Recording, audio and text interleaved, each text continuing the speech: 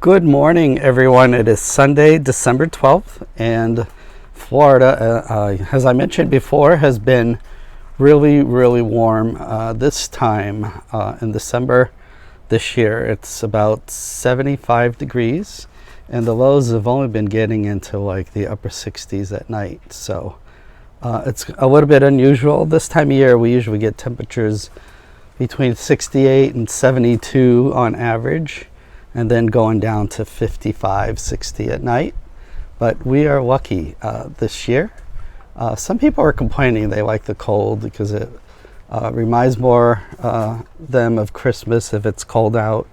But I'm not complaining because I don't have to move any of these plants, and the plants are doing well. They're enjoying these temperatures, and there are some blooms and all kinds of stuff going on. So let me give you a tour of the backyard, and then I'll show you a little project that I'm working in the front yard. And then I'm going to go into the greenhouse and just go over some of the Hoyas that are in there. So please sit back and enjoy. So as you guys know, I am pretty much taking over a lot of the space here in the backyard. So I decided to continue my hoarding of plants outside, and I decided to landscape and plant stuff in the front yard. So the front yard, I decided to plant stuff that I don't have to water because here in Florida it gets really hot in the summer, and you kind of have to, some of these plants get too much sun and they will not survive unless you're watering them constantly. So up front, and since I don't have a lawn, really it's just kind of a mess, I decided to put this cobblestone pavers and some pea gravel, and I'm working on these beds here, and they're going to be mostly Florida natives and bromeliads. And there's a path in front of these agaves to the front of the house. And this is my mango tree. This tree is actually only 5 years old, and it's already pretty big, and it's produced fruit a couple of those years. So yeah, I just started mulching the bromeliad bed. I bought some poinsettias there for Christmas. And here's my property border with a neighbor. And this will go to the sidewalk, as you can see. And this is another project that I'm going to work on. This is in here in St. Pete. We can work on this area in front of our houses as well. And this is my pathway to the street. So also I wanted to show you this acacia tree that I have here. It is teeming with sulfur butterflies, and see if I can find a caterpillar. Here's one. If I can zoom on him. There he is.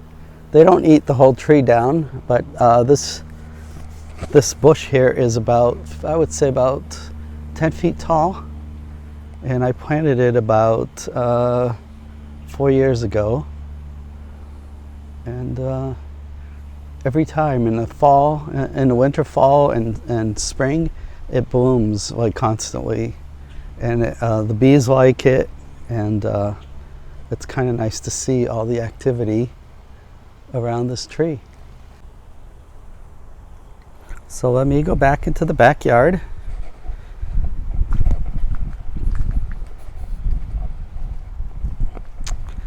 Swiffer's been out here following me.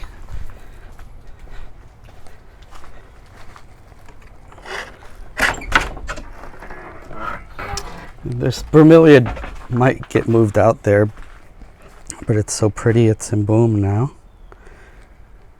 And I want to show you a couple of Hoyas that are doing really well here. I'm really surprised that this UT33 is getting so much browning, so much nice sun stress color to it. I never thought of it to be one of the sun stressors, but it gets at least 4 hours of sun. This is how it usually looks, and that's where it gets a little more direct sun. It hasn't bloomed for me yet, so hopefully soon. And then I have this really cool bulbophyllum, and it's hard to get. There we go. They're tiny, and they actually smell pretty good. Tiny little white flowers, and this is bulbophyllum laxiflorum. And yeah, these flowers have been here for at least a week, so hopefully they'll last a little longer. And some of my pentaphlebia is sun stressing again. It's up in there with my carrii variegated. So I want to show you lime sherbet again, because it gets like these really dark edges, and now it's getting like a nice dark color in the middle as well. So let me pull out and see here. You guys can see the rest of the plant. So the leaf sun stresses and the edges stay dark as well. And I just noticed this the other day in here. I don't ever come back here. But there is this beautiful orange orchid up here that just started opening up. It's quite gorgeous.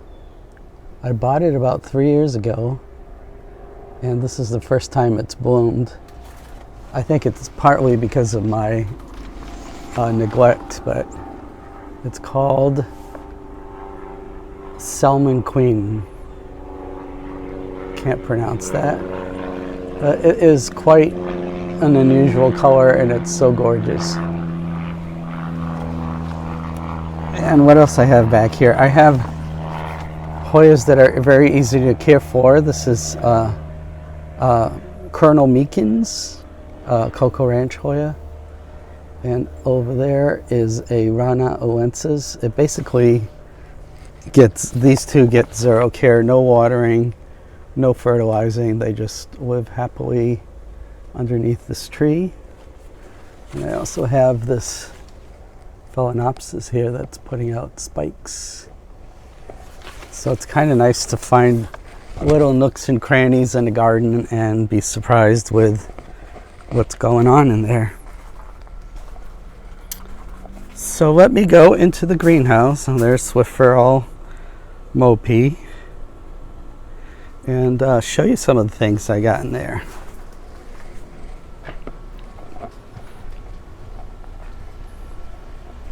And here is my little 20 by 10 greenhouse, and I have quite a few things in here, but I'm only going to show you a few because it would take way too long. This Hoya over here is Hoya trigonolobus.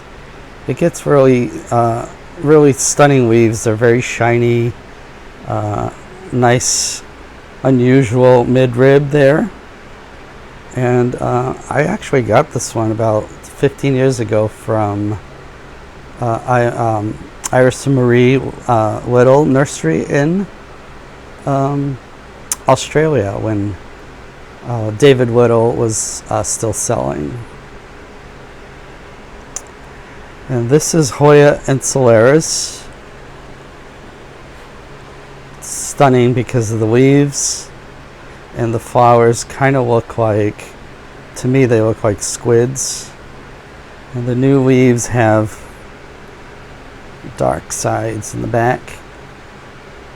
So the foliage is quite interesting, and the flowers are really unusual for a Hoya as well.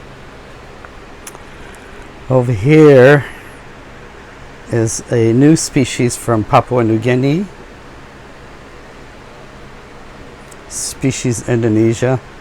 I believe this is the one that gets the really lacy white flowers. And back here, this cutest porcelana, she is kind of like all over this greenhouse. Rampant grower, really easy, and blooms constantly, and it's really beautiful. And over here I have, I think it's Phylora. It has big yellow flowers, or medium-sized yellow flowers, and it's also a very fast grower. Takes over the greenhouse if you let it. And here is my Cressy petiolata splash. It's kind of really desirable one for some people. And this one here, I got it about a few months ago from Thailand with a peduncle, and it's doing really well. It's putting out new growth, and it's called Hoya species Ceregal del Sur. I believe that's how you say it, but I could be wrong. And hopefully it'll bloom for me soon, because I don't think I have an idea what it looks like. And here is my Saricana. And I have here, this is PMP 176, or this is a new name for it, I keep forgetting. Yeah, it's PMP 176, something ruby, I can't remember the name. I'll put it up when I edit the video. And oh, the Emerita up here.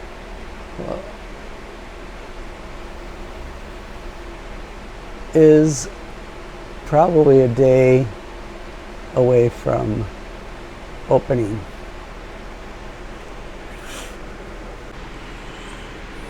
And here is my propagations.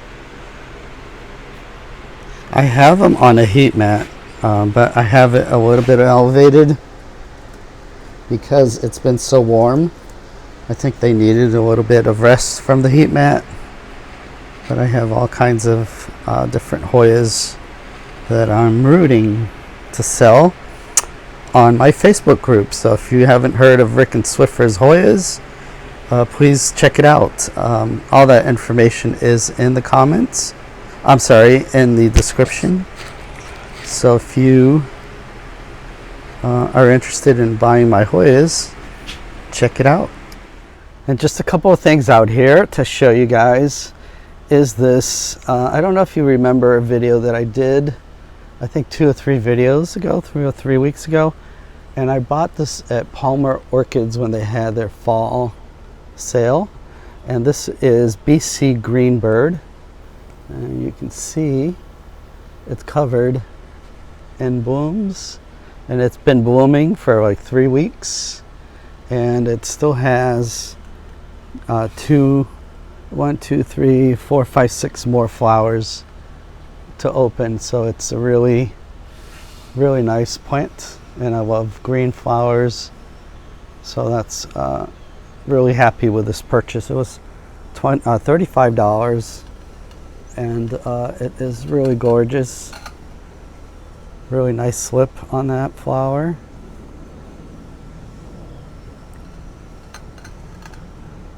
Hope it doesn't keel over and break my beautiful pot. And another thing I wanted to show you, I think this is the last thing I want to show you today.